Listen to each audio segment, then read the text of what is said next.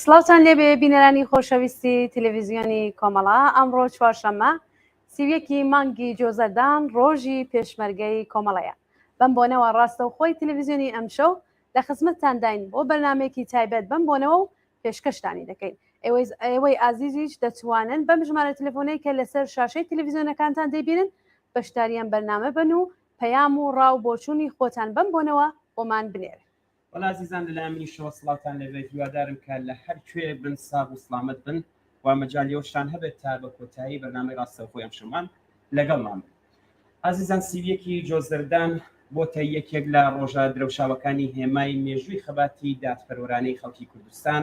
لە ماوەی 44 ساڵی ڕابردوودا هاتنی ئەم ڕۆژە مەزن و مێژوویە لە سەرجەم پێشمەرگەکانی کۆمەڵە و سەرجەم ئەو تێکۆشەرانەی لە ڕیزەکانی ئەم هێزەدا خەباتیان کردووە شانازی بە ئەهداف و ئامانجەکانی ئەم هێزەوە دەکەن پیرۆزبایی دەکەین هەربم بۆ نێوە ڕێز دەگرین لە یاد و بیرەوەری گیانبەختکردوانی نێو ڕیزەکانی پێشمەرگەی کۆمەڵە و سڵاو دەنێرین بۆ بنەماڵە خۆراک و سەربەرزەکانیان. عزیزان هەرو جۆرەی هاوکارم گوڵناسپتی ئێوەش دەتوانن بەم ژمارە تەلەفۆنی کە لەسەر شاشەی تەلەڤیزیۆنەکەتاندا دەیبینن دەتوانن ئێوەش پەیام و قسە و باسی خۆتان بەم بۆنەوە بنێرن و ئێمەش پەیامەکان بخوێنینەوە. بچین ناوبڕێ ببینین دێنەوە دوو میوانی خۆشەویستمان هەیە و دێنەوە خزمەتیان و ماڵکیان دەکەین. فەرمووی.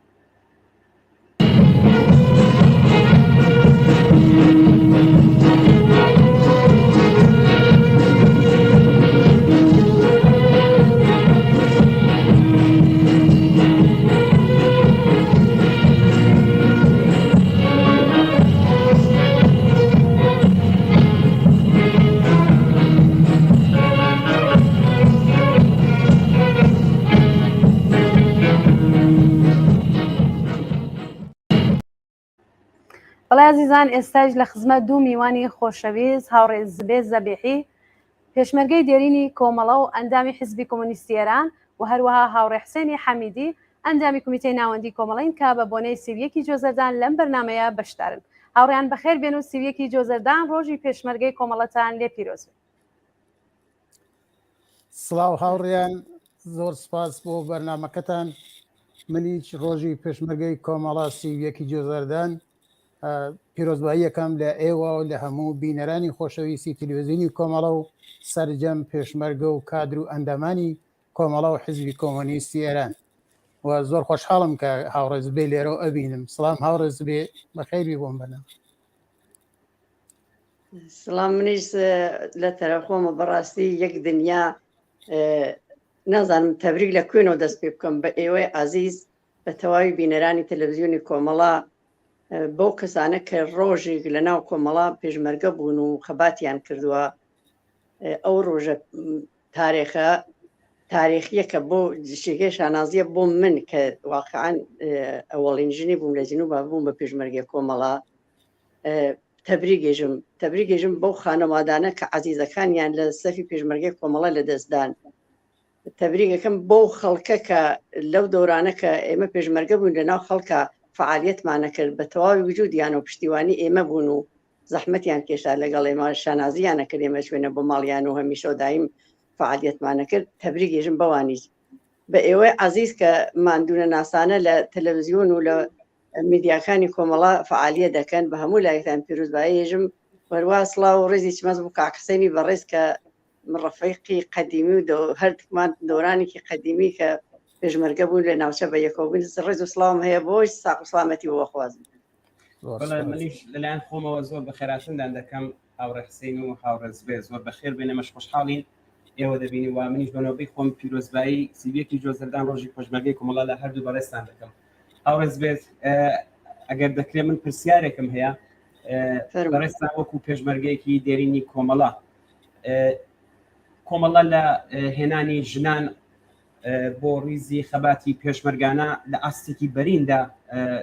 دیار بوو دەوری ڕەچەشکێنی هەبوو لەو کاتەدا لەگەڵ کێش و گەلێک ڕوبەڕوو بووەوە و چۆن توانی جێگیر بێت. کاگە میر ئەوە واقعاً ئەگەر لە تاریخی ئەو دۆرانێک کە کۆمەڵە ئیسا بڵاخەرە و خۆشبەختانە دوێ سێ دەهە مەسەلەی شعاری ژنجیان ئازادی کە مەترع کردیە ئێمە ئەلو دۆرانە کۆمەڵە بە ئفتخارەوە لەو دۆرانە ئەو شعارمانەدا و ئەمەڵەنیش ئەو کارەمانە کرد ژنانمان ئازادانە کە هاتنە ناو ڕێزی پێشمەرگایەتی کۆمەڵەوە هەرچەند لەو دۆرانە تا ئێستا فەرقی زۆریە کرد کۆسپ و مشکڵاتی فرە لە بەرابوو حتا لە خانەوادە بیگرێت تا جامعە و تا حتا منزور مۆسە هەموو شتێک کۆسپ و بەڵام واقعاً کۆمەڵە شجاعانە لێ بردووانە فرە بەجدیەتەوە هاتە پێ ئەوە بەرحاڵ ژنانی بەشداری کرد لە مەبارزەی مەسەلەحانە وەکو پێشمەرگە ئەعلان بووی لاخۆ ژنی سیاسی فرەتر بوون و لە سیاساڵەکانی جمهوری ئیسلامیە و زمانی شاوانە هەربوون بەڵام ئەوە کە وەکو پێشمەرگە کە عەلەنی بوونەوە هاتنە ناو ڕێزی کۆمەڵە کۆسپی فرەمان لە بەرابوو ڕاستگەرەکە بەڵام تەنیا شتێک بوو ئێرادەی ئەو ژنانە کە تەسمیمیان نەکرد هاتنە ناو کۆمەڵە فرە مهم بوو شتێک تریش بوو کە کۆمەڵە گوێ نادا بۆ گشتە کۆسپانە لەبەری بوون هەلا تەبلیغاتی حیزبەکانی تر وەکو حیزبی دموکرات و وەکوتر جمهوری ئیسلامی بیتەڵەوە هەموو شتێکیە کرد بۆ بەرگیری کالەوە بەڵام کۆمەڵە فرە پەیگیرانە پشتیوانی ئەو کارەیە کرد و ژنانی هەوردە ناو ڕێزی پێشمەرگایەتی من بۆ خۆم بەڕاستی قەت لە بیرم ناچێتەوە ئەو ڕۆژانە کە بووم بە پێشمەرگای کۆمەڵە فرە وەختەکان لیباسی پێشمەرگایەتە و لیباسینەوانە لەبەرمانە نەبوو کاکسێن ڕەنگە لە بیری بێ من هەر بە کراسی ژنانە و بە سەخمەکەم و پیشەکلۆخەکەیسم بڕنەوێکم بوو ئەم بەستەوە وەختی هاتمە لە ئەوێ هەنگامە قەڕێکمان بوو وەکو خاترەی گەڕمەوەتان کە ڕێز و سڵامەز بۆ خەڵکی ئەوێ هەنگی تایبەت کاکتایری خالیدی و تۆفێقی هاوسەرم یادی بەخێر هزار جار منیان هەنار بۆ لای خیاتی و کۆپانتۆڵیان دووران بووم و وتیان ئەبێ بە کۆپانتۆڵە بیت بە پێشمەرگای کۆمەڵەوە بیتە ناو پێشمەرگایەتی و بلیلێ بچیتە ناو هێزی شۆڕش بووە وەختە تا ئەو ڕۆژە بمرم ئەو لیباسە احساس دەکەم لەبەرما لیباسی ئازادی بوو لەبەرما هەرچەند سەخت بوو من مناڵم بوو دووری لە مناڵم بوو نازانم مشکڵاتی فرە بوو مشکڵاتی خانەوادە بوو هەموو شتێ بەڵام بە ئفتێخارە و ئەو لیباسانم کردە بەر تا ئیستا ئفتێخاری پێوەکەم دوای ئەو چەند ساڵە هەرچەند مشکڵاتی فرە بووە لە ژیانما بەڵام ئفتێخاری پێوەکەم پێم وایە ئەو نەکتەنیا من ئەو کەسانە کە ڕۆژی پێشمەرگەی کۆمەڵە بوون ئەو کەسانە ئیستا بە هەر بیر و بووچوونێکەوە لە ناو کۆمەڵایش نەماون و فعالیەتی لە شوێن تر فعالی دەکەن یا فعالیەتی سیاسی نەکەن وەختی دانیشن لە کۆمەڵی خۆیانە ئفتێخارەکەن بۆ دەورانەیە کە پێشمەرگەی کۆمەڵە بوون من پێم وایە وەختی ژنان ئێمەی کە پێشمەرگە ژنی پێشمەرگەی کۆمەڵە چوون ئەمون بە شناسنامەی کۆمەڵە کە لە تاریخ ئێمەوە لە تاریخ سیاسی ژنان فرە بە شجاعانە لە شار و لە دیەکانەوە هاتن بوون بە پێشمەرگەی کۆمەڵە لە شارەکانی ئێرانەوە نەتەنیا لە کوردستانە ئێمە ژنی فارس و تورک و ئەوانمانە زۆر بوون بە شجاعەتەوە هاتن بە فرە بە خۆشحاڵیەوە هاتن لیباسی پێشمەرگایەتیان نەکردە بەریان و هاتن بوون بە پێشمەرگەی کۆمەڵە من ئەوانم قەت لەبیر ناچێتەوە یا ئەوە خەڵکە کە من خۆم شاهید بووم کەس هاتگە مناڵەکەی کچەکەی دەستی گرتگە لە هیچ شۆڕەشا بووین قەت یادی بەخێرە و کەسێک کە خۆیی تیاش و کچەکەی دوودانە لە کچەکانیشی شەهید بوون کچەکەی هاوردوتی گەرەکم نییە کەوێتە زیندانی جمهوری ئیسلامی یا تحقیری کە ناو جامعە با بە پێشمەرگە بدە پێشمەرگەی کۆمەڵە کچەکەی هاورد تەحویلی کۆمەڵەیەدا و کردی پێشمەرگەی کۆمەڵە دوای مودەتی بەڵام لە ئەوڵ ئێمە کۆسپی فرەمان بوو بەڵام ئەو فعالیەت و پەیگیری کۆمەڵە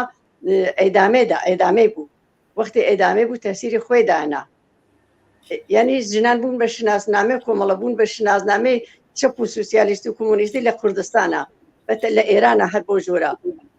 کۆمەڵە هەروە پردەبازێکی بوو ینی واقعاً ڕێگە ڕۆشنکردنەوەی ئەو ژنانە بوون ئەو پێشمەرگانە بوو نەکتەنیا ژنان لە شارەکانی تری ئێرانەوە ڕوویان نەکردە ناو کۆمەڵەوە ئەبوون بە پێشمەرگەی کۆمەڵە کاکسێن هەروە شایدە پێشمەرگەی فارسی زۆرمان بوو بەڕاستی بە ئفتێخارەوە ئاهاتە نەبوون بە پێشمەرگە زوانی کوردی فێرە بوون لە ناو خەڵک تەبلیغاتیان نەکرد سیاسەتەکان کۆمەڵیان نەبردە ناو خەڵک بەمە فرە خۆشحاڵە بوو یعنی ئەمە یادگاری بوو بۆ خەڵکە میشۆداین بەرحەڵ یادگاری فرەس و خاترە فرەس و ئەوانە ئفتێخار فرست ئیسێش من ارتباطم هەز بلاخەرە لە دوور و نزیکەوە لەو کەسە ڕەفیقانەکە لەو کەسانە دەورانە پێشمەرگایی کۆمەڵە بووگن بە ئفتێخارەوە ژن خۆشترین دەورانمان ئەو دەورانە بووگە ینی خۆشترین ئفتێخاری زیندگییانە ئەو دەورانە بووە من شخصەن دانێ لەوانم بەڕاستی سەرڕێ هەموو سەختیەکانی ئێمە لە کوردستانە فعالیەتمان نەکرد هاوڕێیان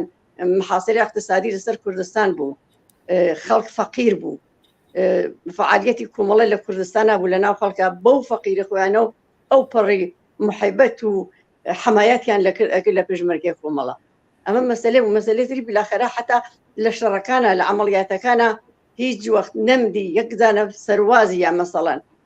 مقاومت کا بەرعەلی و پێشمەرگە کۆمەڵایەتن تەسلیمە بووان حتا پاسدارەکان و ئەو کەسانە عەقیدەی فرێشیان بە جمهوری ئیسلامی و ئەیان زانی پێشمەرگەی کۆمەڵەس تەسلیمە بووان مقاومەتیان ناکرد فرەیان چون ئەیان ناسی بەرخوردی کۆمەڵە بۆ ئەسیرانە گەورەترین تاسیری بوو گەورەترین تاسیری بوو تۆ ئەسیرمان نەگرت بە فرە یعنی بەوەخت بوو مەسەڵەن بۆ نمونە مەسەڵ پایەگەی تەوری وەرگیرا 50 ئەسیرمان بوو 50 ئەسیر دوای هەفتەیە تەبلیغات و ئێمە نانی خۆمانمان ناخوارد ئەماندا بۆوان کە تەڵخیان لێ نەگوزاری دوای هەفتەیە کە تەبلیغاتی کۆمەڵ و سیاسەتی کۆمەڵەت بۆ ڕۆشنەکردن و مەرەخەسە بوون ئەچوانەوە مدەتها یارمەتیان بە کۆمەڵە هەناردەوە احترامیان بۆ ئەو پێشمەرگانی کۆمەڵە دانا یعنی کۆمەڵە پێشمەرگەی کۆمەڵە واقعا نمونە بوو نمونەی دڵسۆزی بوو خەڵک بوو فرە وەخت بوو تەشکیلاتی کۆمەڵە بەرگی پێشمەرگەیەکی کۆمەڵە ئەگەر بەرخوردێکی خراپی بە خەڵکی کردا یا بە ئەسیرێکی بکردایە کۆمەڵە چەکیە کرد تەنبیە کرد حتا مورد بوو ئیخراجە کرا لەسەر ئەو شتانێ ئەمە بوو بە پرینسیبێک بۆ پێشمەرگەی کۆمەڵە یەکێکی مەسەڵەن ئەمانەت ئەو صاحبی ئەو پرینسیبە نەبووایە نە ئەفغان بە پێشمەرگەی کۆمەڵە صاحبی دڵسۆزی بوو خەڵکی کرێکار و زەحمەتکێش نەبووایەن تەبلیغاتیان بوو بەرابەری ژن و پیان نەکردایە سوزانم حمایەتیان لە مناڵ نەکردایە لە هەموو شوێنە لە هەموو مشکڵاتەکانی کەناو جامعە حەز کۆمەڵە شتی بوو ینی بەرنامەی بوو بۆ ئەم شتانە ئەم بەرنامەیە لە تەرەف پێشمەرگەی کۆمەڵەوە ئەچووە ناو خەڵک یعنی خۆی من لە رادیۆ نێکمان بوو مەسەڵەن بە شتێکی ئەوە هەموو کەسی نێتوانێت ڕادیۆنە بگرێت و ئەوانە بەڵام لە تەرەف پێشمەرگەی کۆمەڵەوە مەسەڵەن وەخت بوو لە کوردستانی عێراق بە کوڵە پشتی بە نەشریەمان بوو نەواری بانگەوازمان بوو ئەمان بردەوە بۆ منتەقەی سنە و مریوان و دیواندەرە و چەمشار و ئەم منتەقە ئەمانگایانە دەستی خەڵک بە ئفتخار و ئەو پێشمەرگەی کۆمەڵە حاضر بوو ئەو کارانە بکەن پێشمەرگەی کۆمەڵە پرینسیبی تری بوو بۆ ڕەفاقەتی یەکترین ڕەفاقەت لە ناو خۆمانە دەها نمونەت بوو بێرمەوە پێشمەرگەمان شەید بووە چووە ڕەفیقەکەی لە زەخمی بووە بیتێرێتە دواوە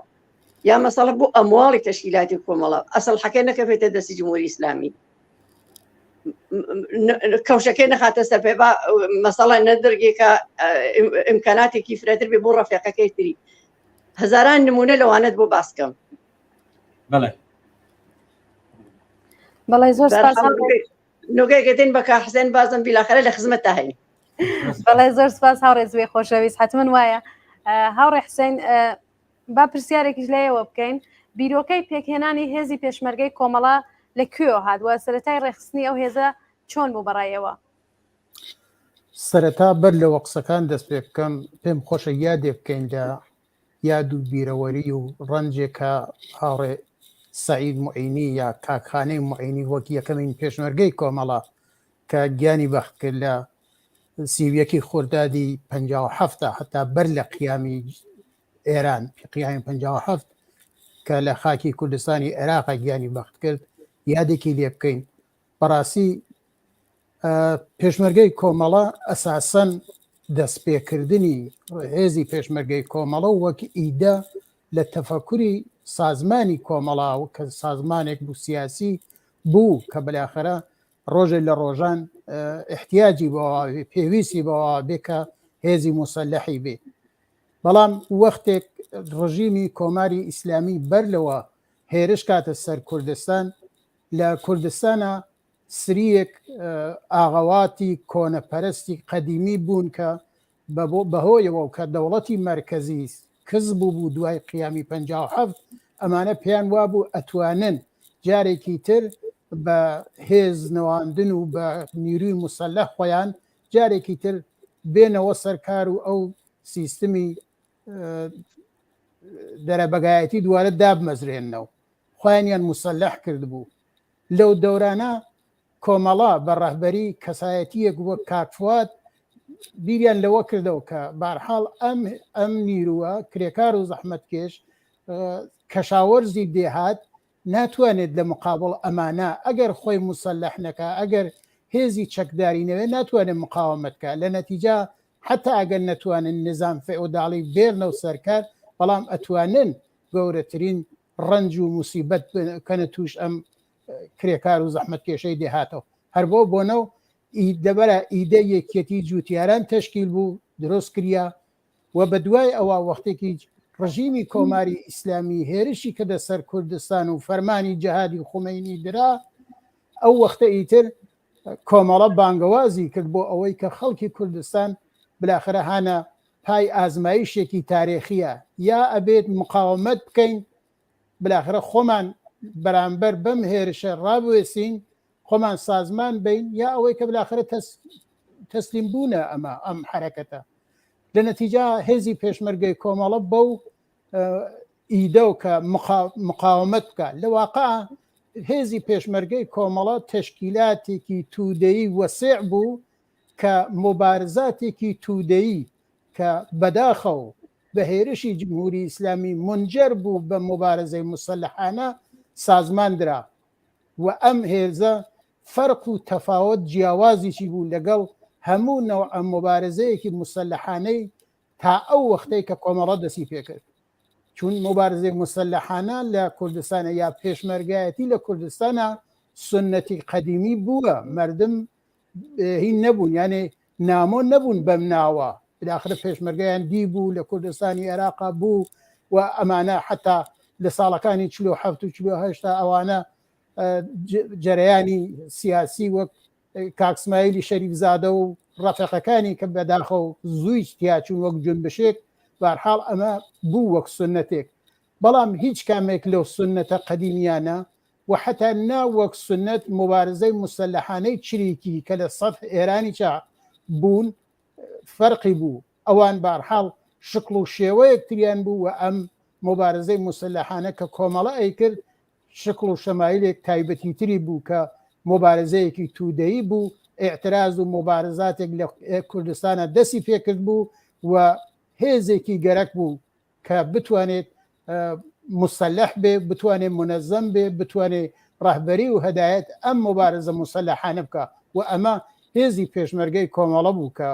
بەخۆشیە و تا ئیسەیچە هەر ئیدامەی بووە و زۆر جەرەیانێکی تاریخی و سەرنوێش ساز بوو لە دەوران خۆیان و ئیسەیچە ئەبینیت هێشتا نەقش و جایگای خۆی لە دەست نەداگە و بەخۆشیە و ئێمە ئەیبینین تەسیراتی. وڵای زۆر سپاس هاوڕێ حوسێن. هاوڕێ زبێ ئێوە لە بەشێ لە قسەکانتانە باسی بربەستەکانتان کرد لەسەر ئەوەی کە ژنان هاتنە ناو هێزی پێشمەرگەی کۆمەڵە. بە نەزەری ئێوە چه تەسیرێکی سیاسی بوو ئەوەی کە ژنان هاتنە ناو هێزی پێشمەرگەی کۆمەڵە بەسەر کوردستانە فەزای کوردستان چه تەسیرێکی سیاسی بۆ حزوری ژنان؟ بنظرم تەسیراتی سیاسی زۆری بوو یەکی ئەوە کە هەروای شارم پێکرد لە شارەکان تریچە و ژنان هاتن احتیمادی بە پێشمەرگەی کۆمەڵە ئەکرا احتیمادی ئەوڵن بە سیاسەتی کۆمەڵە و هەرباوە کاکحسێنی شارێ پێکرد لە کوێنەوە دەستی پێکرد مەبارزەی مسلحان و پێشمەرگایەتی کۆمەڵە وەکو پێشمەرگە سازمەندیشون دەستی پێکرد کاکحسێنی شارێ پێکرد بەڵام ئەمە دەنگی داوە فرە بە زووی دەنگی داوە ئاخر کۆمەڵە فرە قەدیمی لە حزبی دموکرات نەبوو بەڵام لە ماوەی کۆتا بۆ هێزی پێشمەرگەی کۆمەڵە ئەو نەفرە بۆ خەڵک زیاتر ڕووی لێ کرد احتیمادی بوو بە کە پێشمەرگەی کۆمەڵەیان نەکرد ئەو احتیمادی چه تەسیراتەکەی ئەو مەسەڵەن پێشمەرگەی کۆمەڵە فەداکاری ئەکرد بۆ هەموو مشکڵاتێکی ناو خەڵک و ناو جامعە مەسەڵ وەختی مەسەڵەن تیمی پێشمەرگەی کۆمەڵیان دانایان لە فڵانە ئاوایە لە فڵانە مەحەلا مشکڵاتێکی خانەوادگی هەیە یا مەسەڵ مشکڵاتی تایفەی و عەشیرەتی هەیە حاضر بوون ئەم پێشمەرگانە بە تەواو وجودیانەوە یان میشیان بکەفێتە خەتەرەوانە ئەچون تا ئەو مشکڵاتیانە جێبەجێ کرد مەسەڵە یان وەک ژنێک مشکڵات هێز لە فڵانە شارە فڵانە دەیهاتا ئێمە ئەچوین بە دوایە ینی بێتەفاوت نابوون بۆ مەسەلانە اختلافاتێکە بۆ هەر بۆ ژۆرە ئەچوین بە دوایە مشکڵ ینی ئەنوا قسان خۆتان نەزانم مشکڵاتی نەو جامعەی کوردستان زۆر بوون هیچ وەخت پێشمەرگەی کۆمەڵە بێتەفاوت نەبوو بۆ شتانە تەسیراتی تر مەسەلەی تری ئەوە بوو ئەمانە ئێرتێباتمان وتە خەڵکە یعنی ئێمە سیاسەتی کۆمەڵە ئەوە بووچیە لە مەسەلەی کاری نیزامیە کریا بەڵام ئەسڵی کارمان کاری سیاسی بۆ ڕۆشنگەرایی بوو لەناو خەڵکە ئەو پێشمەرگە بەر لە هەموو شتێ بغای تەبلیغ و تەرویجی بکردایە سیاسەتی کۆمەڵی لەناو خەڵکە باس بکردایە وەختی تۆ سیاسەتی کۆمەڵە لە تەرەف پێشمەرگەیەکەوە ئەچێتە ناو خەڵک جەزابیەتی فرەتر بوو ئەمەڵەنیش ئەمە بوو پێشمەرگەکان ئەمەڵەن ئەم حرەکاتی وەرز و کەوتیانە نیشانەدا لەناو خەڵکە بۆیە مەسەڵەن نیشان یەدا خەڵک تەمایلاتی پێیا کرد و نزیکایەتیان نەکرد و هاوکاریان بە کۆمەڵا کرد مەسەلەیەتری ئەوە بوو ئێمە مرتب تەک جمهوری ئیسلامی تەک نیرۆکان جمهوری ئیسلامیە ارتباط مستقیم بوو بۆ بە شەڕ بوو بلاخرە ئەسیرمانە بوو یا ئەوە سعیمانە کرد ارتباط بگرین تەک نیرۆکانی جمهوری ئیسلامیە ئەوانەیە کە تەمایلیان بوو هاوکاریکەن بلاخرە سیاسەتی کۆمەڵیان بە شێوەیە ئەزانی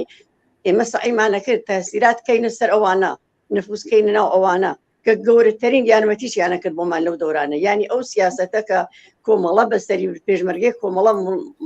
مشەخەسەن لەسەری چوو تەبلیغاتی بۆ کرد ارتباطمان نەکرد تو مەسەڵەن پێشمەرگەی کۆمەڵە لە دیەکەی خۆیان لە شارەکەی خۆیان لە مەحەلەکەی خۆیان چوانە فەسە بازی ناسی یا کەسی ناسی بەسیجی زۆرە ملی بوو یا کەسی ناسی بە دەلایلی هاوکاری جمهوری ئیسلامیەکە نامە ئەنووسی بوو ارتباطی یەکگرتێکیە ئەمە ئەسڵ کارێک ینی بەشی لە کارەکانمانەمانە بوو تاسیراتی فرێ بوو لە ناو خەڵکە ئەم کارانە یا سۆخەڕانیەکان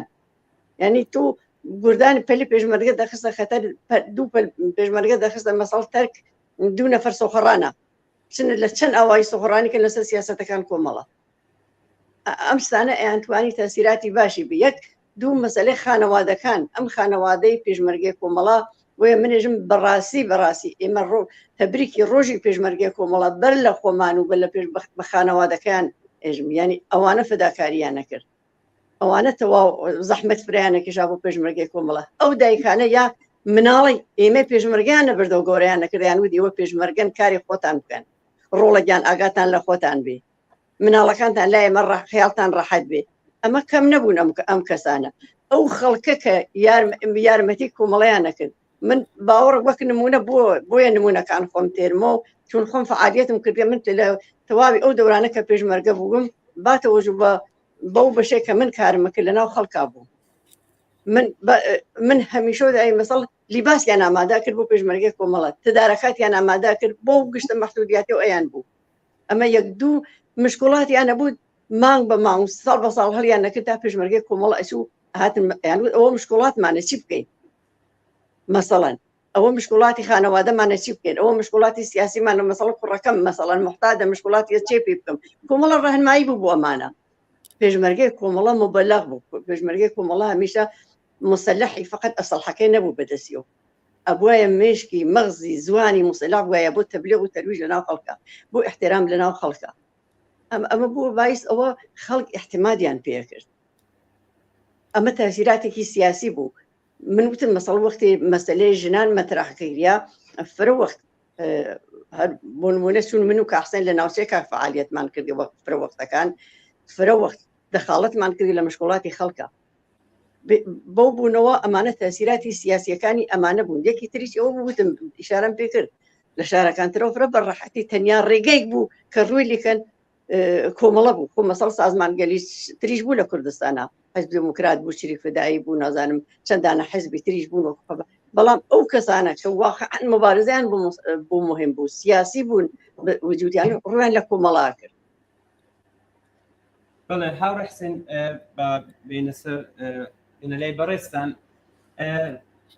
ئاسۆی خەباتی پێشمەرگانە بۆ بڵێن بۆ دواڕۆژی کوردستان چۆن دەبینن خەباتی پێشمەرگانی کۆمەڵە لە گۆڕانکاریەکانی سیاسی دواڕۆژی ئێران و کوردستان دەتوانێت دەورێک بینێ پرسیارێکی ئەتوانێت هێژی سەختە بۆ دەورانێک کە بەهەرحاڵ لە پێشە بە تایبەت لەو هەلومەرجەی ئێستاشدا هەلومەرجەی ئێستادا بەڵێ یەکەم شتێک کە ئینسان دەتوانێت بیری لێ بکاتەوە ئەوەی کە کاری پێشمەرگانە وەک ڕابردوو ناتوانێت بێت یعنی هەم تەکنیک و تەکنۆلۆژی و نازانم ئەبزارگەل جەنگی هێزی داگیرکەر فەرقی کردووە و هەم تەوەقوع و کاری ئێمەش بەهەرحاڵ فەرقی کردووە ئەوەی کە معلومە بەو شقڵەی کە جاران بوو ئیمکان پەزیر نییە بەو شقڵە بەڵام ئەمە غێر ممکن نییە مبارزەی مسلحانە بلاخرە سنتێکە فەرهەنگێکە هاتیە لە کوردستانە بووە و ئەتوانێت ئێدامە پێیا بکە بێت بەڵام متمەئنەن ئەکرێت شقڵەکەی بگۆڕیت تاکتیکەکانی بگۆڕیت و بتوانیت بەهەرحاڵ سەرکەوتنیش بەدەستبێری بەسەر جمهوری ئیسلامیە تا هەر وێنەیە کە مبارزە بێت یا زڵم و ستەم بێت مبارزە هەست تا وەختێک مبارزە بێت ئەگەر ڕێگەی ئاسانەکەی ئیمکانی پێ بدرێت خۆ خەڵک حازرە ڕێگەی ئاسان بۆ مبارزە هەڵبژێرێ بەڵام ئەگەر ئەو ڕێگەتە پێ نەدەن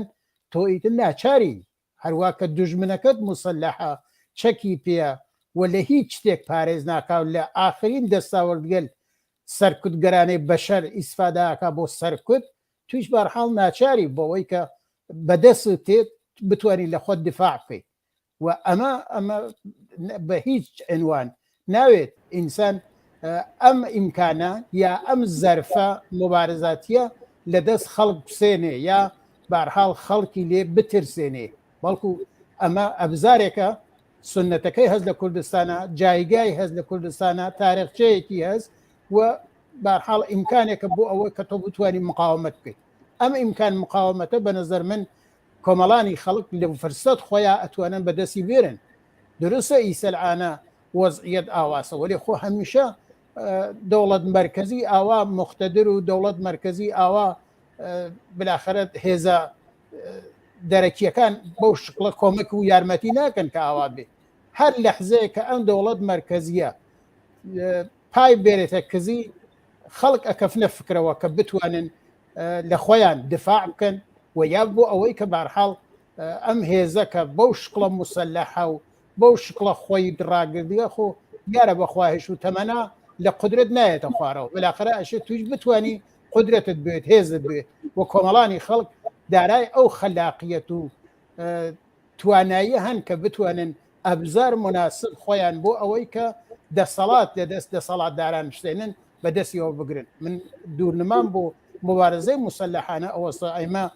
ڕەنگە ئیسن نەتوانین کارێک فرە بکەین یا نازانم اعتراضات و مبارزات هذا سطحێکە گەرەکمان نییە ئێمە بە مبارزەیەکی مسلحانەی محدود ئەو سطح لە اعتراض و مبارزە بشێوێنین یا بەرحاڵ تەناسب کواکە بشێوێنین بەڵام لە داهاتووە هیچ ئەوە تەزمین ناکرێ کە مبارزە هەر بەم شقڵە بچێتە بەرەو بەڵکو ڕێگە بۆ ئەوە کە بتوانانی تۆ مبارزەی مسلحانەی لە شقڵێکترا لە جایگایەکترا بیکەیت من ئارەزوم هەست کە لە جەرەیان قیامێکە کە ئەکرێت و ڕژیمی جمهوری ئیسلامی سەرنگون ئەبێت جارێکی تر کۆمەڵانی خەڵک لە کوردستانە احتیاجیان بە مبارزەی مسلحانە و پێشمەرگایەتی نەبێت وها انقلابێ بکرێت کە کۆمەڵانی خەڵک دوای انقلاب بتوانن جۆرێک خۆیان سازمان بن جۆرێک لە انقلابە بەشدار بن کە بتوانن دەسەڵات خۆیان سازمان بن دەسەڵات سازمان بن و بە جێگەی ئەوە کە مەجبور بن بە شەڕ مسلحانە لێ دەوڵەت مرکزیە کار خۆیان یەکسرە بکەنەوە بە ئەبزارگەلتر بە دامەزراندن نەهادگەل مەدەنی بە دامەزراندن اتحادیە و شۆرایل کاریگەری بەمانە بتوانن قدرت و دەسەڵات بەدەستەوە بگرن و احتیاجی بە ئەسلحە نەوێت بەڵام ئەگەر احتیاجی کرد کۆمەڵانی خەڵک ئەو سەلاحیەتیانە هەست و ئەو ئێرادە و توانایی و قدرەتیجانە هەست کە بتوانن لە ئیمکان موجود ئیسفادە بکەن بەڵێ هاوڕێ حسین هاوڕێز بێ ئێمە داوای لێبوردنتان لێ دەکەین چون میوانی دیکەشمان لە سەرهێڵ هەیە جا بۆیە لە هەردوو بەڕێستان ئەگەر بەم بۆنە بەم ڕۆژەکە خۆتان ئاگادارن ئەمڕۆ سیویەکی جۆزەردانە پەیامتان ڕوو بە کۆمەڵانی خەڵکی کوردستان بەم بۆنەوە چییە هاوڕێز بفەرموو ڕاستی من پەیام هەرت ئەوەیە کە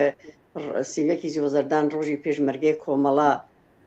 تەبریک ئێژم بەو کەسانە وتم یەک ڕۆژ لە ڕێزی پێشمەرگایەتی کۆمەڵە بووگەن تەبریک ئێژم بە خانەوادەی ئەو کەسانە کە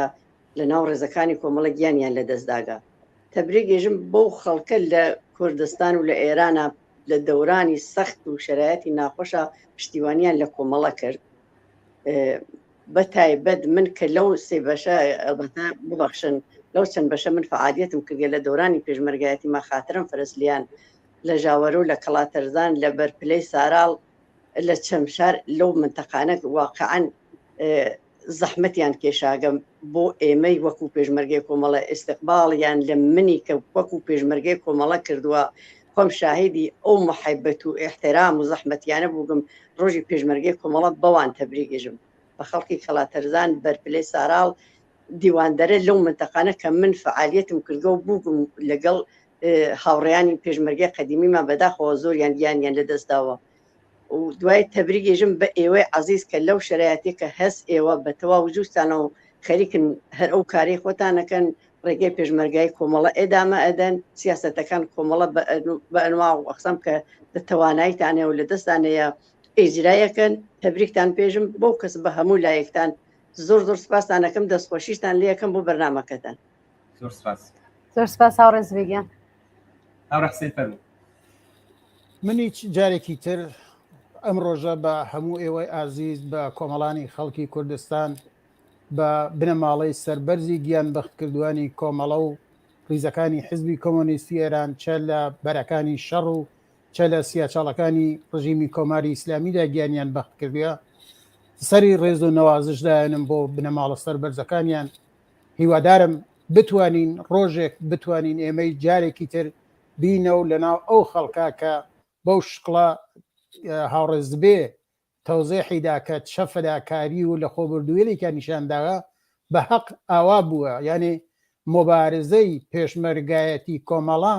بەشێک چکۆلە لە کل مۆبارزات مردم کوردستان بووگە کە بەش فرەتری وەسێعتری کۆمەڵانی خەڵک کردیانە و لە دەور ئەم تەشکیلاتە مۆنەزەم و سازمان یافتە هەر کارێک لە دەستیان هاتکە درێخیان نەکردیە ئارەزوو مەوەسە جارێکی تر بتوانم بڕمە و ئەو مەناتقە کە زەحمەتم بەسەر ئەو خەڵکەو بووگە زۆر جار گیانمیان نەجاتداگە بە برینداری لە ماڵیانە مەخفی بووم و گیانمیان نەجاتدا بڕمە و بیان بینم و جارێکتر لە نزیکەوە شاهدی ئەم دیدارە بم زۆر سپاستانەکەم ماندوو نەبن مەمنون بۆ بەرنامەکەتان جارێکی تر سپاس بۆ ئێوەی خۆشەویست هاوڕێ حسێنی حەمیدی و هەروەها هاوڕێزبێ زەبیحی کە بەشدار بوون لە بەرنامەکەمان و بەرنامەکەمانتان جوانتر کرد زۆر سپاس بۆ هەردووکتان زۆر سپاس بۆ ئێوەش دەستان خۆش دەستان خۆش بەڵێ بینەرانی ئازیز ئێمە میوانی دیکەشمان لەسەر هێڵ هەیە بەڵام دوو پامی پیرۆزباییمان هاتبواتوە یەکیان لە شاری سەقز و یەکیان لە کەڵاتەرزان ئەو بینەرێکە لە شاری سەقزەوە نردوێتی بداخەوە هیچ ناوێکی نەناردووە وسێتی ڕۆژی پێشمەرگەی کۆمەڵە لە هەموو پێشمەرگەکانی کۆمەڵەوە هەموو ئەو کەسانەی لە ڕیزی پێشمەرگەی کۆمەڵەدا بریندار بوون و بەشێک لە جەستان لە دەستاوە پیرۆز بێت لە بنەماڵی عزیزی گیانبەختکردوانی ناو ڕیزەکانی پێشمەرگەی کۆمەڵە پیرۆز بێت زۆر سپاس بۆ ئەم بینەرەکە لە شاری سەقزەوە نردوێتی شەوگاریش لە کەڵاتەرزان پیرۆزبایی ڕۆژی سیویەکی جۆزەردان ڕۆژی پێشمەرگەی کۆمەڵە لە هەموو پێشمەرگەکان و لە هەموو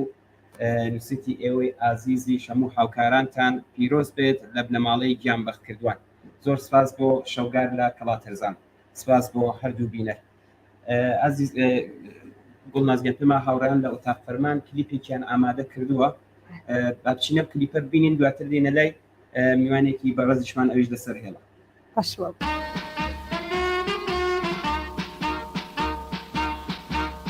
سڵاوی گەرمی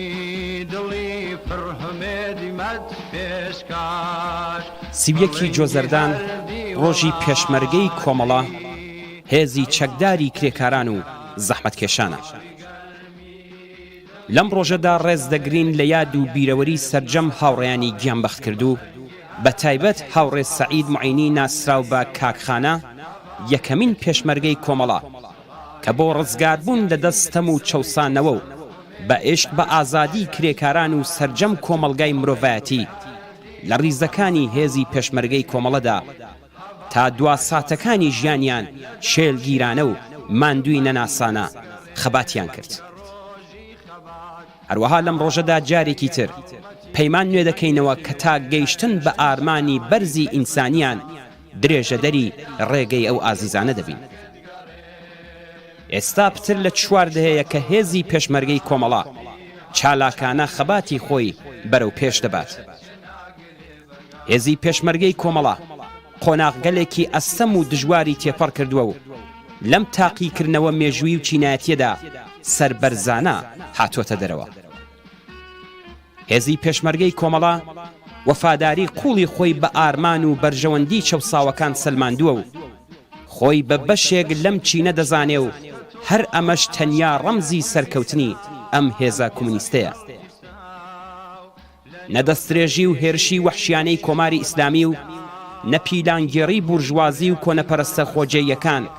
نەیان توانیوە پەیوەندی پتەوی نێوان جەماوەری خەڵکی کرێکار و زەحمەتکێش و هێزی پێشمەرگەی کۆمەڵە لاواز بکات پایداری و شێلگیربوونی پێشمەرگەی کۆمەڵا لەسەر ئوسول و ئامانجی کۆمونیستی کۆمەڵە و خەباتی سوسیالیستی ئەم هێزا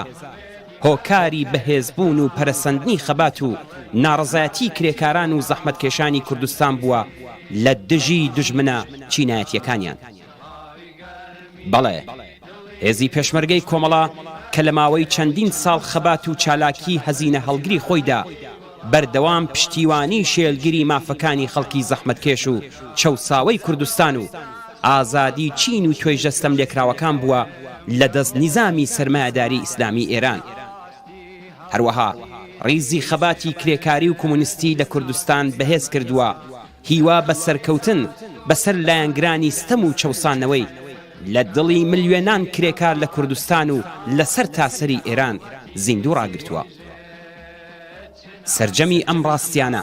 سیمایەکی جیاواز و نوێ بە پێشمەرگەی کۆمەڵە بەخشیوە کە بە تەواوی لە سونەتەکانی پێشووی خەباتی چەکدارانە لە کوردستان واتە سونەتی کۆنی ڕەوتە بورژواییەکان جیا دەکاتەوە. هاتنە مەیدانی کرێکاران لە کوردستان وەک چینێکی سربەخۆ ڕواڵەتێکی نوێی بە سەرجەم بوارەکانی شۆڕش لە کوردستان بەخشیوە. پێشمەرگەی کۆمەڵە لەم ئاڵوگۆڕانەدا دەور و نەخشێکی گرنگی لە ئەستۆ بووە و بۆ خۆشی لەم ڕەوتەدا ئاڵوگۆڕی بەسەردا هاتووە و پێی گەشتووە و ئەزموونێکی زیاتری بەدەستهێناوە. هێزی پێشمەرگەی کۆمەڵە حاصڵ و دەستکەوتی پڕبایەخی ئەم بزوتنەوە کۆمونیستیەیە کە پەش ئەستورە بە لایەنگری و پشتیوانی بێدەریغی بەشێکی بەرین لە کرێکاران و زەحمەتکێشانی کۆمەڵگا. پیرۆز بێت سیویەکی جۆزەردان بژی هێزی پێشمەرگەی کۆمەڵە. سڵاوی گەرمی دڵی فڕهمێدی مەرد پێشکار بەڵەنگی هەردی وڵاتی هەواڵی پێشمەرگا لە دەوری دەست و تفەنگت گەڕێم کە ڕۆژی خەبات لە ئاستی هەڵمەتی تیژێت چن هاگرێ بەرگا لە دەوری دەست و تفەنگت گەڕێم کە ڕۆژی خەبات لە ئاستی هەڵمەتی تیژێت چن هاگرێ بەرگا.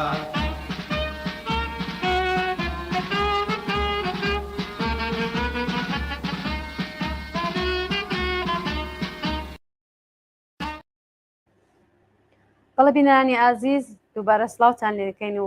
هاتینەوە خزمەتتان بۆ درێژەی بەرنامەکەمان. پێم وابێ ئەمیر پەیاممان بۆاتوە گەر پەیامەکان خۆینەوە دواتر میوانەکە داوەتەکەێنە. دوو پەیامان بۆاتوە، یەکیان لە ئاوایی هەڵوان نەسرەت لە ئاوای هەڵوان ڕۆژی پێشمەرگەی کۆمەڵەی پیرۆزبایی تووە بە هەموو پێشمەرگەکان و هەموو بنەماڵەی گیان بەختکردوان. زۆر سپاس بۆ نەسرەت لە ئاوای هەڵوان. وال لە بۆکان و بەڵێ لە بۆکانەوە پام هاتووە بە ناوی شۆڕش. ڕۆژی سیویەکی جۆزەردان لە هەموو لایەکتان پیرۆز بێت لە هەموو ئەو کەسانەی کە ڕۆژێک لە ڕۆژان لە نێوڕیزی هێزەکانی پێشمەرگەی کۆمەڵەدا بووە یا ئەو کەسانەی کە دڵیان بۆ کۆمەڵە لێدا بە تایبەت بنەماڵەی سەربەرزی گیانبەختکردوان. پیرۆز بێت سیویەکی جۆزەردان ڕۆژی پێشمەرگەی کۆمەڵە. سپاس بۆ شۆڕش لە بۆکان. گوڵناس میوانمان لەسەر هێڵ هەیە. بەڵێ ئازیزان لەم بەشەدا هاوڕێ هەڵمەتی پایبەندی ئەندامی کومیتەی ناوەندی کۆمەڵەمان لەگەڵا. هاوڕێ هەڵمەت سلااو ئەم کاتت باش. ڕێز و سلااو خۆشەویستی بوو هەموو هاوڕێیان و ڕفێقەکانی تەلەڤیزیۆنی کۆمەڵە و کاکەمیر و هەروە هاوڕێ گوڵماڵی گوڵ هەم لە خەمەتانە ئەمرکەن. زۆر سپاس کاکەمەگیان لامیشە سلااو دەبێت. خۆشحاڵین کە چامان پێتکەوت ڕۆژی پێشمەرگەی کۆمەڵە لە ئێوەش پیرۆز بێت. کاک هەڵمەت زۆر زۆر سپاس دەکەم. ئیجازەم بەپی ئیجازە بن کە من لێرە و پیرۆزبایی خۆم ئاراستەی بنەماڵەی گیان بەختکردوانی ڕێزەکانی کۆمەڵە و حیزبی کۆمۆنیستی ئێران تەبریکیان پێبێژم، پیرۆزبایان لێکەم، پیرۆزبایی بکەم لە تەواو ئەو هەواڵانم و دۆستان و لایەنگرانی کۆمەڵە کە لە زیندانەکانی جمهوری ئیسلامیە لەژێر شکنجەدان. لێران با پیرۆزبایی بکەم لە تەواوی ئەو ڕەفێقانەی کە ساڵهای ساڵ بۆ ڕۆژێک حتا بۆ سەعاتی لە ڕێزەکانی کۆمەڵە و حزبی کۆمۆنیستی ئێرانە خەریکی شۆڕش و مبارزە بووبن پیرۆزبایی یەکەم لە تەواوی کرێکاران و زەحمەتکێشانی کوردستان و ئێران ڕۆژی کۆمەڵا سیوەکی جۆزەردان پیرۆز بێت لە هەموو کادران و ئەندامان و پێشمەرگەکانی حزبی کۆمونیستی ئێران و کۆمەڵا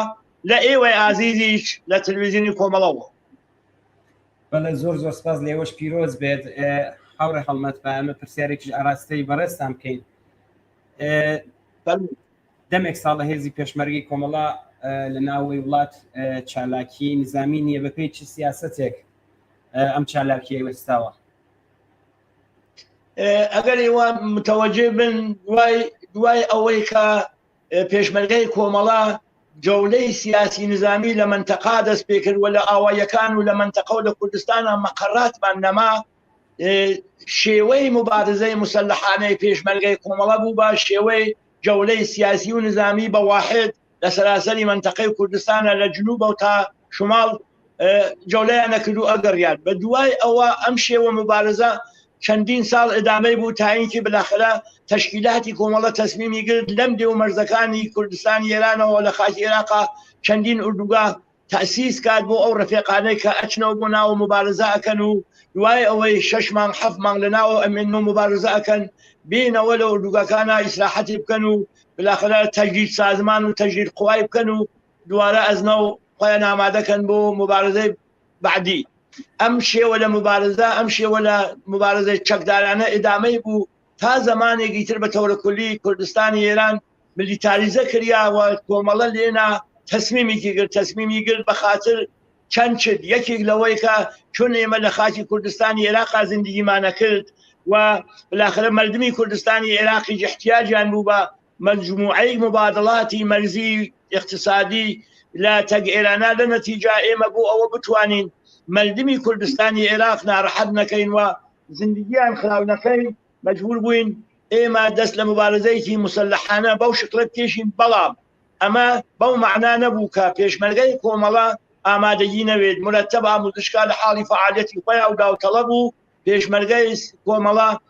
لە دەورانی سیاسی نظامی خۆی تەیە کرد و ئامادەگی ڕسمی خۆی ئەبردە سەر بۆ زەمان و مەواقع و شرایەتی کە ئەگەر لازم بێت بارە ئەزنەوە بۆ دفاع و پشتیبانی لەو دەستکەوتکە کە ساڵهای ساڵ خەڵکی کوردستان و خەڵکی زەحمەتکێش بەدەستیان هاوڵگا. ئەم سیاسەتە ئیسەیج ئەدامەی هەز و ئیسەیج کۆمەڵە هێشتا دەسەر ئەو سیاسەتەسە کە مبارزەی مسلحانە لەم شرایەتە نە شرایەتەکەی ئامادەست و نە ئەو وەزعیەتە هەز کە تۆ بتوانیت مەرزەکان بێستەلاح فشێونیت و بریتەوە هاتوچوو بکەیت و مردمی کوردستانی عێراقیش کە لەم لێەوە احتیاجیان هەست بە تازانم کاری تدارەکات و بە ئێستەلاح وەزعیەتی اقتصادی و ئەوانە بۆ ئەوە بتوانین کۆمەکێکی بەم خەڵکە بکەین ئێمە دەستمان نەورگە بۆ چەک فعلەن لە حاڵ حاضرە ئەمە سیاسەتی کۆمەڵەس بۆ ئێدامەی مبارزە. بەڵێ زۆر سپاس هاوڕێ هەڵمەت کاتی بەرنامەکەیشمان زۆر کەمە بەڵام پێمان خۆشە بە بۆنەی سیویەکی جۆزەردان ڕۆژی پێشمەرگەی کۆمەڵە پەیامی خۆتان لەم ڕێگەوە بە خەڵکو و بە بینەرانی ئازیزمان ڕابگەێنی. ئەگەر ئیجازەم بن پێ با من یەک شت بێژم لە مۆرد پێشمەرگەی کۆمەڵەوە ئیمڕۆ سیویەکی جۆزەردان ڕۆژی پێشمەرگەی کۆمەڵەس پێشمەرگەی کۆمەڵە کێ پێشمەرگەی کۆمەڵە ئینسانێکی مبارزە ڕەزمەندەست ڕاستگووە سادقە پاکە و ئینسانێکی شەریف و شەرافەتمەندە و حازرە ئامادەست گیانی خۆی لە ڕێگەی ئامانجەکە و ئارمانەکەی و کرێکاران و زەحمەتکێشانە دانێت. خصوصیاتی پێشمەرگەی کۆمەڵە ڕەزمەندەیەکەیە. خصوصیاتی پێشمەرگەی کۆمەڵە سداقەت و پاکیەکەی و دروستیەکەی و متعهد بوونیە. ئەمانە خصوصیاتی وردی پێشمەرگەی کۆمەڵەس لە ئیمڕۆژە من جارێ تریش پیرۆزبایی سیویەکی جۆزەردان ڕۆژی پێشمەرگەی کۆمەڵاتم لە بنەماڵەی گیان بەختکردوان و لە هەموو کرێکاران و زەحمەتکێشان و لە هەموو کادر و ئەندامان و پێشمەرگانی کۆمەڵە و لە ئێوەی ئازیزیچ پیرۆزباییەکەم و پیرۆز بێت سیویەکی جۆزەردان بژی حزبی کۆمونیستی ئێران بژی کۆمەڵا بژی سوسیالیزم ئێوەی سڵامەت و بەردەوام بن. زۆر زۆر سپاس هاوڕێ هەڵمەت پایبەندی ئەندامی کومیتەی ناوەندی کۆمەڵە بۆی کە بەشدار بوون لە بەرنامەی ڕاستەوخۆیان ڕۆماندا ئێمەش جارێکی تر پیرۆزبایی لە بەڕێستان دەکەین. سپاس و بەشداریتان. زۆر سپاس. بەڵێ بینەرانی ئازیز دوو پەیامان بواتوە یەکیان لە شاری مەریوان یەکیان لە شاری سنە. ئاکام لە سنە سیویەکی جۆزەردان ڕۆژی پێشمەرگەی کۆمەڵە لە هەموو پێشمەرگەکان و لە هەموو بنەماڵەی گیانبەختکردوان و لە ئێوەی ئازیز و هاوکارانتان پیرۆز بێت بەرز و بەڕێز بێت. سیویەکی جۆزەردان ڕۆژی پێشمەرگەی کۆمەڵە هەر شەکاوە بێت ئاڵای سووری کۆمەڵە. زۆر سپاس بۆ ئاکام لە شاری سنە. بینەرەی دیکەمان کە لە مەریوانەوە نردوێتی فقط وستی میم لە مەریوان. ڕۆژی پێشمەرگەی کۆمەڵە پیرۆز بێت لە هەموو بنەماڵەی سەربەرزی گیانبەختکردوان لە بنەماڵەی زیندانیانی سیاسی لە هەموو کادر و ئەندامی پێشمەرگەکانی کۆمەڵە. هیوادارین کە سیویەکی جۆزەردانی ساڵی داهاتوو لەسەر وێرانەکانی کۆماری ئیسلامی بەرز و پیرۆز ڕاگرین. زۆر سپاس بۆ ئەم بینەرەشکە لە مەریوانەوە ئەم پامی بۆ ناردین. بەڵێ ئازیزان، ئەگەر دەکرێت بڵێ هاوڕانی ئوتاق فەرمان پێماکلیپێکی دیکان ئامادە کردووە، دواتر بینەوە بابەتێکمان بۆ ئامادە کردو کە بم بۆنەوە بەتانی خوێن.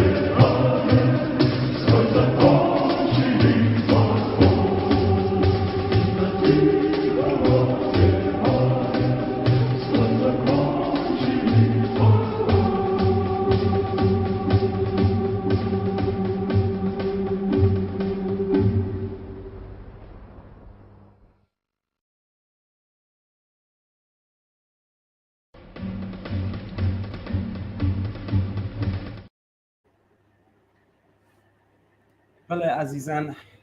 هەوڵ و تێکۆشانی ماندووی نەناسانەی هێزی پێشمەرگەی کۆمەڵە لە ماوەی چەند دەهەی ڕابردوودا هیوا بە ڕزگاربوونی لە دڵی زەحمەتکێشان و خەڵکی ستەمدیتووی کوردستاندا بە زیندوی ڕاگرتووە.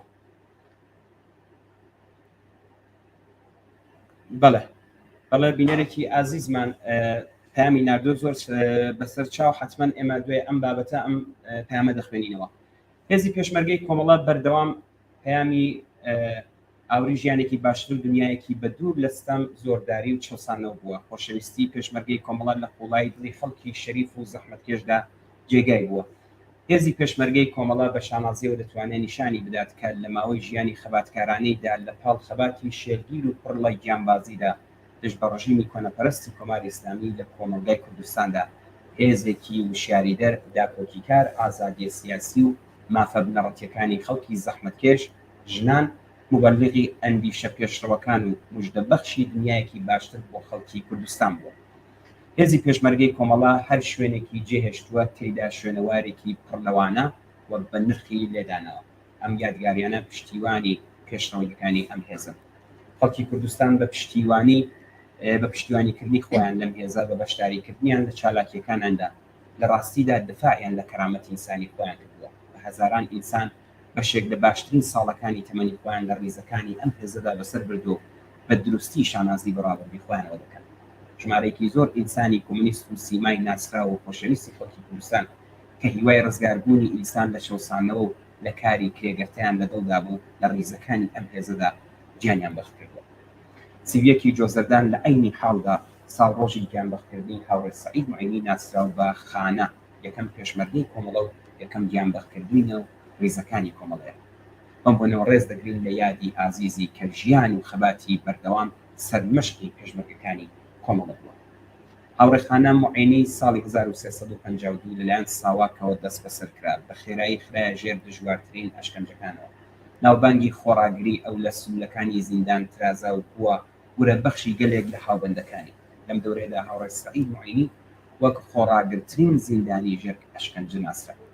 ساواکی شا سەرڕای ئەو گشتە ئەشکەنجە دژوار و وەحشیانە نەیتوانی لێوی پڕ لە ڕازی بکاتەوە دوای 18 مانگ ناچار بوو ئازاد بکات هاوڕێ سەعید معینی دوای ئازادبوون لە زیندان دەستی کرد بە چالاکی شۆڕشگێڕانەی لەگەڵ کۆمەڵە و ساڵی 1356 بۆ مەئموریەتێکی تەشکیلاتی ڕەوانەی کوردستانی عێراق کرا بەداخەوە بەر لەوەی بتوانێت مەئموریەتەکانی تەواو بکات ڕۆژی سیویەکی مانگی ژۆزەردانی ئەو ساڵە لە تێک هەڵچوونێک لەگەڵ هێزەکانی بەخسی عێراق لە ئاوایی درەی نزیک لە شارۆچکەی ماوەت گیانی بەختکرد پێشمەرگەکانی کۆمەڵە لە ژیان و خەباتی هاوڕێ سەعید معینی ئەم وانە بە نرخەفێ بوو کە قەت هێزی چەکیان بە پێچەوانەی بەرژەوەندی جەماوەری خەڵکی زەحمەتکێش بەکار نەهێن و بەردەوام سیاسەتی داکۆکی و لە بەرژەوەندی کرێکاران و زەحمەتکێشان بەسەر چەکەکانیاندا ساڵێت ئەوان فێر بوون کە بەردەوام لە بەرزکردنەوەی ئاستی بە سیاسی بوونی خۆیان و کرێکاران و زەحمەتکێشاندا هەوڵ بدەن و تێبخۆشن تا ببنە کادرێکی وشیار و چالاکی چینی کرێکار ئەمانە کۆمەڵێک خاڵی بەرچاون کە لە یەکەم نامەدا کە هاوڕێ سەعید معینی لە کوردستانی عێراقەوە بۆ هاوڕێیانی لە کوردستانی ئێرانی نووسیوە هاتووە ڕۆژی پێشمەرگەی کۆمەڵە و بیرمان دێنێتەوە کە لە ژیانی هاوڕێ سەعید و باقی گیانبەختکردوانی کۆمەڵە دەرسەی ڕاستووری وەفاداری و پەیوەندی تند و تۆڵ و گەرم و گوڕ لەگەڵ خەڵکی کرێکار و زەحمەتکێشمان تێر دەکات و ئەم پەیوەندیەش ڕۆژ لەگەڵ ڕۆژ پتەوتر بکەین هاوڕێ سەعید لەسەر بنەمای دوها پشتیوانیەک بوو کە توانی 18 مانگ خۆی لەبەر ئەشکەنجەی وەحشیانە و بەردەوامی جنایەتکارانی ساواکی شادار ڕابگرێت و زار نەکاتەوە وەک چیایەک لە مەیدانی خەبات دژ بە چەوسانەوە و ستەمگەریدا ڕاپۆستێت پیرۆز بێت سیویەکی جۆزەردان ڕۆژی پێشمەرگەی کۆمەڵە وڵاتما پەیامان بەڵێ پەیامێکمان بواتوە زۆر باشە کاتی بەرنامەکەشمان بڵاس زۆر نەماوارێ زانمە مێر لێرەدا پەیامێکمان بواتوە لە شاری پاوە کەسێ بەناوی هانا بینەرێکی عزیزمان پەیامی نردووە و پیرۆزبایی سیویەکی جۆزەردان ڕۆژی پێشمەرگەی کۆمەڵە کردووە لە هەموو پێشمەرگەکانی کۆمەڵە و هەموو بنەماڵی گیانبەختکردوانی پێشمەرگەی کۆمەڵە سپاس بۆ هانای خۆشەویست ئێمەش پیرۆزبایی سیویەکی جۆزەردان ڕۆژی پێشمەرگەی کۆمەڵاکەین لە ئێوەی خۆشەویست ئەمیر پێم وایە پەیامێکیش بۆ تۆ هاتووە بڵێ ئەم پەیامە بینێری عزیزمان لە مهاباتەوە نردوێتی سیویەکی جۆزەردان لە ئێوە و لە هەموو هاوکاران و هەموو هاوڕانی پێشمەرگە پیرۆز بێت بە تایبەت لە بنەماڵەی سەربەرزی هەموو گیانبەختکردوانی ڕێگەی ئازادی و سۆسیالیزم بەرز و بەڕێز بێت یادی کاکخانەی معینی پیرۆز بێت سیویەکی جۆزەردان ڕۆژی پێشمەرگەی کۆمەڵە شاهۆ لە شاری مهاباد زۆر سپاس بۆ شاهۆ ئەگەر ناوبڕێک حەزر بێ ناوبڕێک ببینی دواتر دەگەڕێن کاتی بەرنامەکەمان زۆر کەمە بەڵام شعرێکشمان بواتۆ لەلایەن هاوڕێ محەممەد قادری ئەگەر بتوانین ئەمە فریا بکەین ئەم شعرش بخوێنینەوە دواتر ئەگە پامی دیکەشات بوو ئێمە دەخوێنینەوە بنێران بۆ بینەران شعرەکەی هاوڕێ محەممەد سەردێڕەکەی من کۆمەڵە من شێخەڵێکی داربەڕوو بووم لە قەتپاڵی شاخی سەختاڕوام گەرچی جێگاکەم نەسێ بوو هەڕوو لە خۆر و بەرە و ئاسۆ هەڵکشام سەخلەتی و سەرما و گێژەڵوکە و ڕەشەبا بەردەوام لە دەورم بوون گەڵاو لە قوپۆی وشک هەڵاتونیان تێکشکاند و هەڵوەران بە تەما بوون وار نەدەن گەشە بکەم و ببمە دارێکی ئەستوری هەزار ڕیشە هەرچیان کرد نەیانتوانی زەفەر برن پەنایان بردەبەر تەور و بەرتیشە ئەگەر چی ئێستاکە هەموو جەستم جێدەمی تەور و تیشەی دوژمن و ناحەزانە بێگومان زامی جەستەم ساڕێژ دەبن چونکە ڕیشەم بە پانایی هەموو کوردستانە. زۆر سپاس بۆ هاوڕێ محەممەد بۆ ئەم شێعرە جوانەی نردوێتی مەشەل لێرەوە پیرۆزبایی سیویەکی ژۆزەردان لە بەڕێزیشان دەکەین. سپاس بۆی کە لە هەموو بەرنمەکاندا زەحمەت دەکێشی و بەو شێعرە جوانەت بەرنمەکەی مەشنە ڕاستەیەوە. بەڵێ پامیترمان بواتوە لە بانەوە هاوڕای منیش لە هەموو ئێوە و هێزی پێشمەرگەی کۆمەڵە و حیزبی کۆمونیستی ئێران سیویەکی جۆزەردان پیرۆزبایی ئەەکەم و هیوای تەندروستی بۆ هەمووتانەکەم بژی کۆمەڵە و بژی حیزبی کۆمونیستی ئێران هەڵمەت لە بانە. لە بۆکان شەهێن سیویەکی جۆزەردان ڕۆژی پێشمەرگەی کۆمەڵە پیرۆز بێت. لە بۆکانە و پیرۆزبایی دەکەم لە ئێوە و لە هەموو هاوکارانتان هەر شەکاوە بێت ئاڵای سووری کۆمەڵە. زۆر سپاس بۆ شەهێن لە شاری بۆکانەوە. دووبارە لە شاری بانەوە پیرۆز بێت ڕۆژی پێشمەرگەی کۆمەڵە لە هەموو هاوڕانی کۆمەڵە و بنەماڵەی بەڕێزی گیانبەختکردوان و هەموو تێکۆشەرانی ڕێبازی سووری کۆمەڵە. زۆر سپاس بۆ ئەم بینەرانی کە تا ئێستا لەگەڵمان بوون بۆ ئەوەی کە بەشدار بن و پایامەکانی خۆیان بڵێن و پیرۆزبایی بکەن. سپاس بۆ هەموو ئەو ئازیزانە. پێیان بۆ تۆ گوڵناس. ئەرێ پێم وایە یەک پەیاممان بووە تۆ لە شاری کرماشانەوە نادر پەیامی ناردۆ پیرۆزبایی سیویەکی جۆزەردانی کرێت لە هەموو پێشمەرگەکانی کۆمەڵە و بە تایبەت هاوڕێیانی هاوکارمان لە تەلەڤیزیۆنی کۆمەڵە و سپاسی کردوە بۆ ئەوەی کە توانیمانە لە ڕۆژی سیویەکی جۆزەرداندا ئاوا بەرنامەیەک بڕازێنینەوە. زۆر سپاس بۆ نادری خۆشەویست بۆ پەیامەکەی. بەڵێ بینەرانی ئازیز کاتی بەرنامەکەمان ڕوو بە کۆتاییە جارێکی تر بلایەن خۆم و هەموو هاوکارانمەوە لە تەلەڤیزیۆنی کۆمەڵەوە پڕ بەدڵ پیرۆزبایی سیویەکی جۆزەردان ڕۆژی پێشمەرگەی کۆمەڵە لە هەموو هاوڕێیانم لە هەموو کادر و ئەندام و لە هەموو لایەنگران و لە هەموو ئەو کەسانی کە دڵیان بۆ کۆمەڵە لێدا پیرۆزبایی دەکەین بە تایبەتی تر بنەماڵەی سەربەرزی گیانبەختکردوان بنەماڵەی زیندانیانی سیاسی پیرۆزبایی دەکەین و هیوادارین کە بە قەولی ئەو بینەرەی کە ئەو پامەی بۆ ناردین لە شاری سنەوە کە سیویەکی جۆزەردانی ساڵی داهاتوو ئێمە هەموو پێکەوە لە کوردستانێکی ئازاددا بەرز و بەڕێز ڕاکەین. یەک پامی دیکەشمان بواتوە دووبارە بابوس لە بانە. سڵاو لە پێشمەرگە قارەمانەکانی کۆمەڵە سیویەکی جۆزەردان پیرۆز بێت تەواوی تێکۆشەرەکانی ڕێگای کۆمەڵە ئاڵا هەڵگری ڕێبازی سوسیالیستی ئاڵا سوورەکەن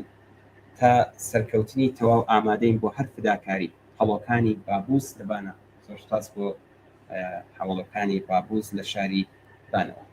بەڵێ بینەرانی خۆشەویست سپاس بۆەوەی کە تا ئێستا لەگەڵمان بوون. جارێکی تر سیویەکی جۆزەردان ڕۆژی پێشمەرگەی کۆمەڵە لە هەموو لایەکتان پیرۆز بێت و بە هیوای سەرکەوتن بۆ هەموو لایەکتان.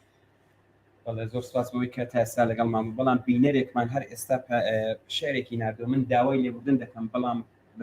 بە دڵنیاییەوە ئێمە ئەم شعرە لە ئێمە بینەران حتمما دەخوێنینەوە. داوای لێبوردنتان دەکەم چون کاتی بەرنامەکەمان ڕووتەوە بووینە. سپاس بۆی کە تا ئێستا لەگەڵمان بوون. پیرۆز بێ لە هەموو لایەک. پیرۆز.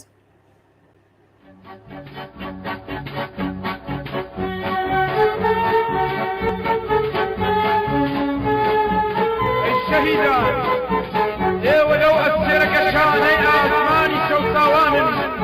أتاس رشو السربي وهرقس من كسر